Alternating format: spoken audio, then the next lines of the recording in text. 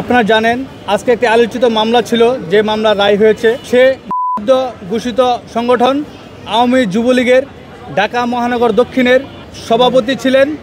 সে তৎকালীন আমলে বাংলাদেশে মানুষ যেভাবে আশা করেছিল যে একজন নেতার কাছ থেকে মানুষ ভালো আচরণ, দেশের ভালো, রাষ্ট্রের ভালো, জনগণের ভালো হবে, কিন্তু সে ক্ষমতার অপব্যবহার করে এই বাংলাদেশের মানুষকে, তথাপি ঢাকা শহরের মানুষকে জিম্মি করে ওই সময় সে বাংলাদেশে, যে বাংলাদেশ ছিল মসজিদের শহর, সেই নগরীকে সে ক্যাসিনোর নগরীতে পরিণত করেছিল।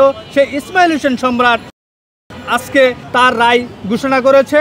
আপনারা জানেন যে সে কুমিল্লার 14 গ্রামে তৎকালীন 2019 সালে সে পালিয়ে যাওয়ার সময় তাকে গ্রেফতার করে তাকে যখন নিয়ে আসা হয় সে ঢাকাতে, তখন সে বলেছে যে আমার অস্ত্র এবং কিছু দ্রব্য আমার বাসায় আছে।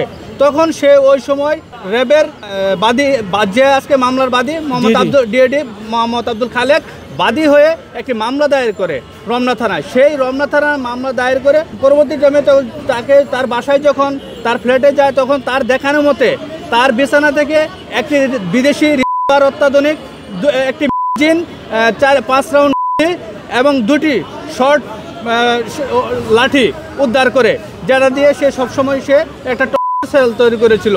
তার পরবর্তী টাইমে তদন্তকারী কর্মকর্তা তদন্ত শেষ করে চার্জশিট বিজ্ঞ আদালতে 1978 সালের 19-এর এ ধারায় এবং তৎসহ 19-এর এফ ধারায় চার্জশিট দাখিল করে, পরবর্তী টাইমে চার্জশিট দাখিল করার পরে বিজ্ঞ আদালত আজকে যে ইব্রাহিম স্যার আমাদের জাজ ছিলেন, ওনাকে আমরা রাষ্ট্রপক্ষ সহযোগিতা করি।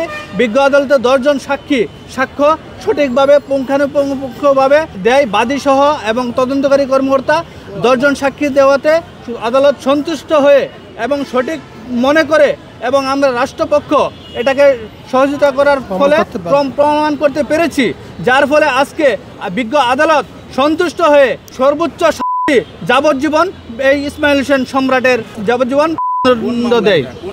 এটা হচ্ছে রমনা থানা মামলায় যাবজ্জীবন প্রদান করে বিজ্ঞ আদালত, এবং এটা বলে যেদিন থেকে সে অ্যারেস্ট হবে